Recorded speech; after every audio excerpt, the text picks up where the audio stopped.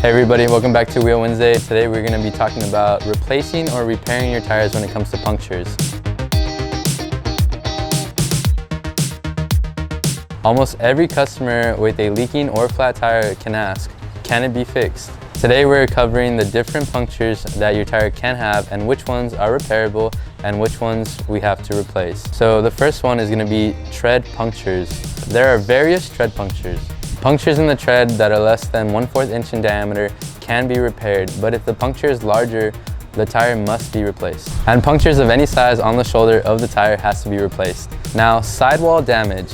Any sidewall damage, bulges, cracks, cuts, means your tires need to be replaced. Your safety is priority and is not worth the risk of a blowout. Rim leaks, that one is tricky. For the first time, we suggest unmounting, cleaning the rim and tire bed, and remounting it. But if the problem persists, then it's time for a replacement. So is it time to repair or replace your tire? We can give you our expert opinions and help you back on the road in no time. Please be safe out there, and if you ever need anything, come visit us on the corner of 107 and McCall here at Quick Lane.